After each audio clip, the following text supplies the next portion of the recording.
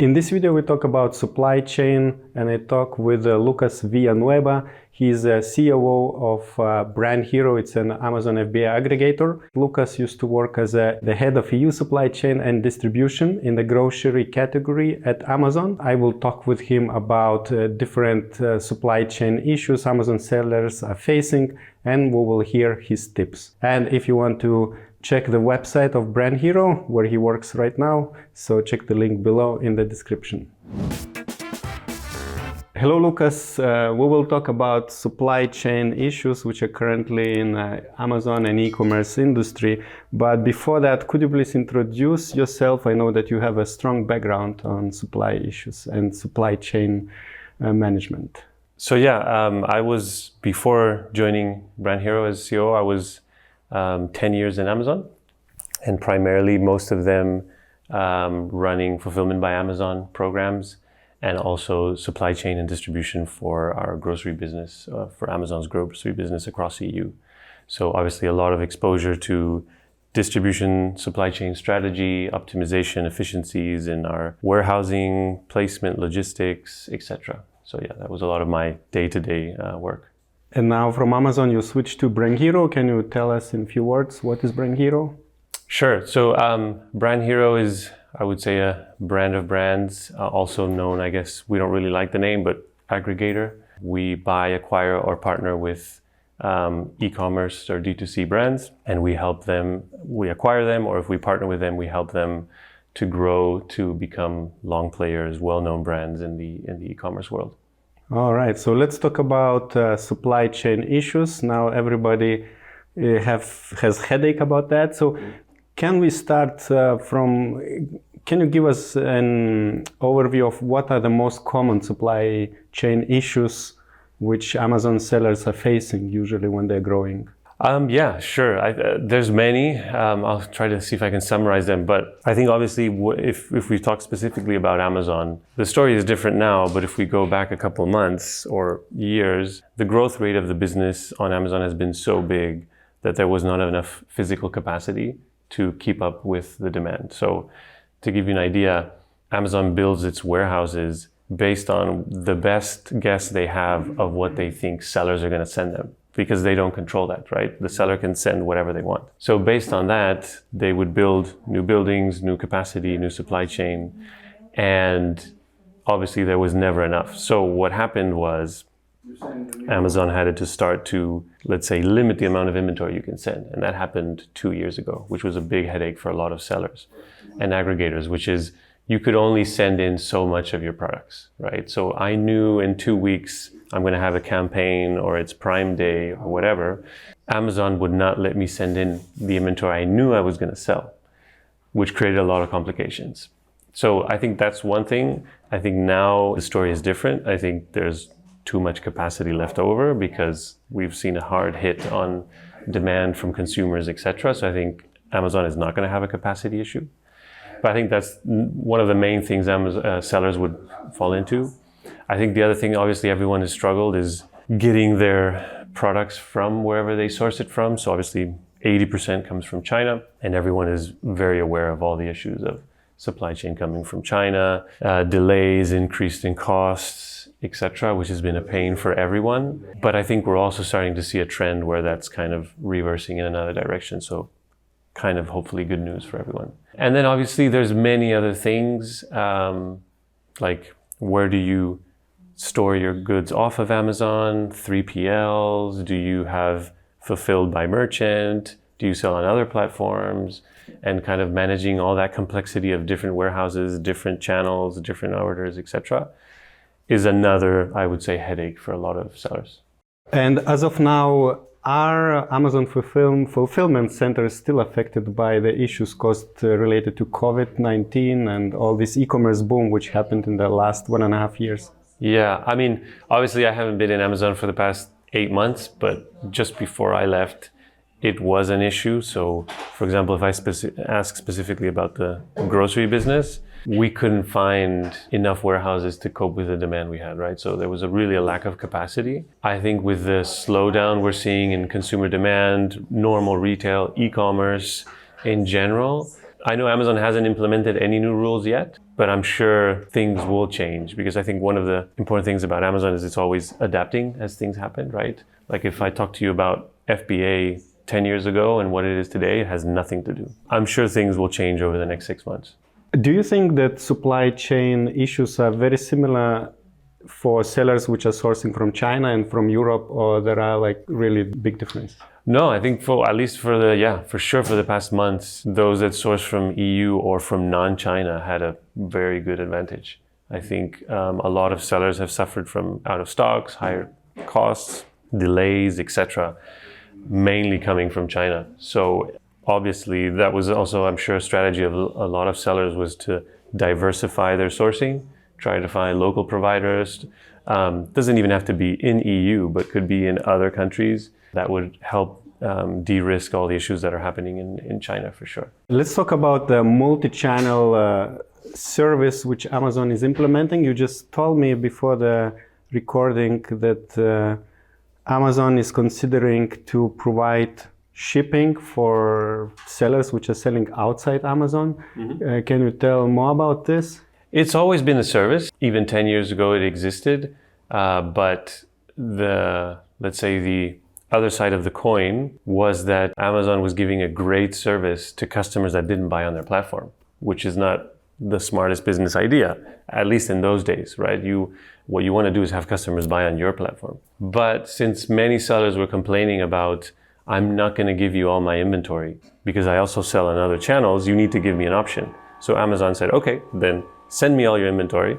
If you sell on another platform, I will ship to them. But I know you're going to sell all of your inventory on my platform. So it was like a safe net for sellers. I think the situation now has changed, whereas Amazon is aware that there are other competing platforms where sellers prefer to sell instead of Amazon. So I think they're trying to develop a program that is incentivizing, like now they have benefits for Prime customers off Amazon, which is also completely new. But like I said, they are always evolving. So I'm sure the proposition they're going to do with MCF, multi-channel fulfillment, is very similar. Like, for example, one thing we always discussed was to deliver to customers in non-branded boxes. So right now, if you do get a multi-channel order on a Shopify order, it's going to show up with an Amazon box. Well, that's something sellers don't like. So obviously, I think they just launched a test in the UK and the US, where they have a physical line where the boxes will be non-branded, so it'll be a normal carton box. So I think definitely we're going to see changes and evolve in the different programs, and I think multi-channel is a really, really important one. Do you have any tips for sellers when they're communicating with their manufacturers in terms of like to reduce the delays in supply chain and like something which maybe sellers can improve with the manufacturers in their relationship? I mean, obviously, having good relationships with your suppliers is super, super important. Obviously, many aggregators have offices in where the suppliers are, so China. I think that's obviously a really important move and very relevant once you have volumes and big POs. Our idea is to have very good relationships, talk to them as much as we can, make sure we have different agreements. If this goes wrong, what alternative can you give me? Can you store some of my inventory as backup? Can you manufacture more? And store it in your facility, so when I need it, I can order it on the go, and I don't have to wait to be in the queue of manufacturing. There's different ways, but it's always a struggle, and that's why you also want to have your buffer stock sitting close to your customers here in Europe or US. That's why I think 3PLs is also a really important part of the business. All right, so let's say a seller decides to not only sell on FBA, but also to move to their own 3PL warehouse. Do you have any tips moving from FBA to FBM offer? Yeah, I mean, I think when FBA was created was obviously to make your life super easy. You don't need a warehouse, you don't need to know how to deliver to customers, you just need to have a good product. If you decide to do that without FBA, which there are many good reasons to do that. Obviously, you own your data, you own the customer experience, you obviously can learn much faster how your customers perceive your product. And to be honest, FBA is not always the best product for all products, right? So for small, fast-moving goods, it's great.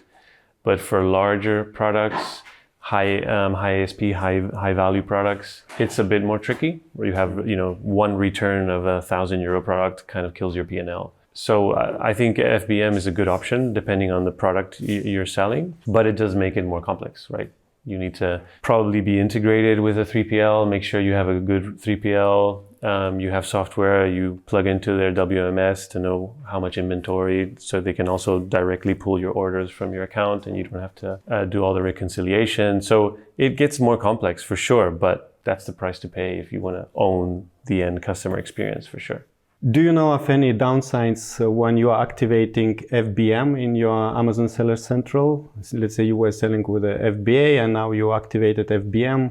I mean, there's different options. The first one that comes to mind, obviously, is if you're FBM, you're not Prime, right, as a customer. So you don't get the advantages of free shipping, guaranteed delivery. So your conversion rate as a seller is going to be way lower, right? So that's why many years ago, we pushed everyone to use FBA because you get free Prime. In the days of Amazon, we created different options because not everyone wanted to do FBA. We did seller fulfilled Prime, which is basically you have your own logistic provider and Amazon will give you the Prime badge as long as you deliver some certain metrics, right? So 98% fulfillment on time on delivery, et cetera, which is hard. So it's not easy to have the Prime badge. And there's other options like Seller Flex, et cetera, where Amazon would go to your warehouse and would set up like a mini Amazon warehouse in your facility, and they would ship orders to customers from your warehouse. That was another option. But I think the main problem is not having the Prime badge, because I'm sure you or anyone that's listening is just normal now to have Klik free delivery, right? Who pays €10 for delivery now? Nobody. So I think that's one of the main disadvantages. And then, like we said before, the complexity of having to deal with everything on your own and not having to worrying about anything if you do FBA. But like we said, some products you do need to do FBM. Do you have experience that logistic partners of FBM sellers in some countries are working very well? Yeah. For example, I lived in Germany and I feel like some German e-shops are really delivering very fast within 24 hours. Correct. And that's how the whole Pan-EU FBA was born, because nobody wanted to use FBA because DHL in Germany is just next day. Like, it's perfect. You don't need to worry about anything. So FBA didn't have really a strong value proposition. And that's why we created Pan-EU FBA, whereas, we will manage all your inventory across Europe. But I think you're right. I think there are a lot of countries where, DHL, Royal Mail, etc., are already super high class performers. They are ramping up their technology, super easy to integrate with them and run all your accounts. So yeah, that's why I think Amazon is seeing that, and they're starting to think of different options to help sellers. So which countries do you think are leading in this third-party logistics? Oof, it's hard to say. There's so many good startups that are starting to come out with really good service, and especially on the tech side, right? Because I remember the days where you had the DHLs, the Royal Mail, etc., Correos in Spain, and it was a nightmare to integrate with them because they were more old-fashioned logistics providers. And to say, hey, we're a tech company, we want to be able to track this every day, we want to have all this, they didn't have that.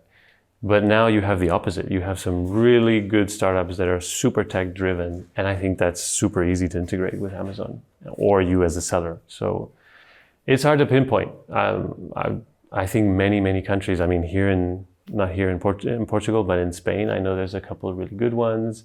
In Germany, UK, France, there's a lot of players in this space, a lot. All right, thank you very much for this chat about supply chain issues. One more time, can you introduce to us BrandHero? This is the office we are now in and talking here. So could you tell us more about BrandHero? Sure. So we're here in Luz, beautiful views in Portugal. And yeah, so BrandHero is a online e-commerce aggregator. So basically we acquire pure online businesses and we basically scale them to the next level.